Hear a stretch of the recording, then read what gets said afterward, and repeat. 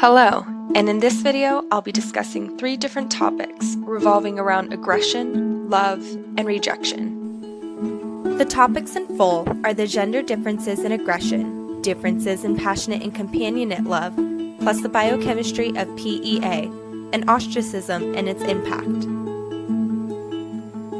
In this portion, we will see aggression and the forms it takes through the lifespan, and how each gender expresses their aggression. In early childhood, boys express aggression through physical violence. In adolescence, the streak continues, but girls begin to take more indirect approaches. These gender differences are universal. While male aggression is more physically asserted, women use social aggression to exclude others from groups and socially isolate them. When it comes to aggression, I have not only been a witness, but an aggressor. School campuses and competitive sports have been my life examples on the subject. I was witness to many fights, physicality mainly being among the boys. For me, the rumors spread about me were hurtful and nasty, and they were all spread by the girls around me. Soccer was a physical sport through and through. Any arguing or dirty tackle resulted in hand-to-hand combat among the men, while the girls were more about name-calling and yelling at one another. In this section, I'll be exploring the differences between passionate love and companionate love, as well as what PEA really is.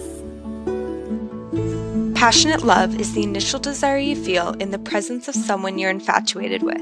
It includes wishing to be together at all times, always seeking physical and sexual contact, and that initial joy of seeing one another. Companionate love is when all parties work together with the mutual understanding that they wish for the relationship to succeed. Individuals see each other as soulmates, and that this love will help them have a lasting relationship.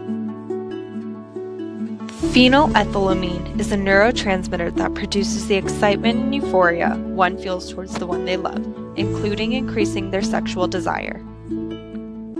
Due to its effects, passionate love is characterized by an increase in PEA. This not only gives one explanation between the two forms of love, but also explains the feelings associated with passionate love. I have really only experienced passionate love. I can only express the feelings I had as butterflies in my stomach every time we were together. I believe it could have grown into companionate love, but there was not a mutual working towards the growth it needed, and it can't really grow if one is still stuck in the passionate state of mind. I have seen passionate love really flourish in high school and college when summer flings run rampant. It isn't until our mid-20s that I saw companionate love really take shape. The type of love we have can also possibly determine the length of time it takes to heal from a breakup. The more effort and connection there is, the harder it can be to heal from heartache. In this final section, I'll be discussing the final topic, which is rejection and ostracism, and how they affect an individual and their life. Ostracism is rejection by the group, when the majority is avoiding or ignoring someone to separate them socially. It can be done informally, where they're never told face-to-face that they're being ignored and for what reason. We as humans love to use shortcuts, and ostracism allows us to conserve energy by never addressing anything face-to-face with those we deem problematic.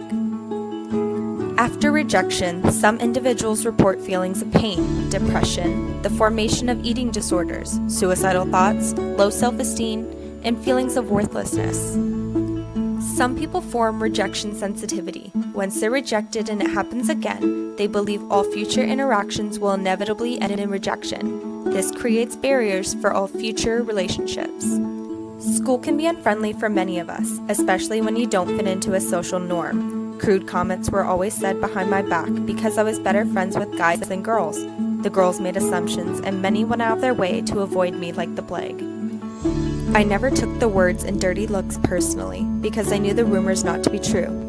Friends of mine who went through the same thing did not cope the same, and many retreated into themselves and depression overtook. In aggression, men lead with their fists and women with their words. Love is determined by those initial butterflies or the lasting mutual connections, all affected by one single neurotransmitter. Ostracism is a heuristic, an easy way for people to block out those who aren't like them.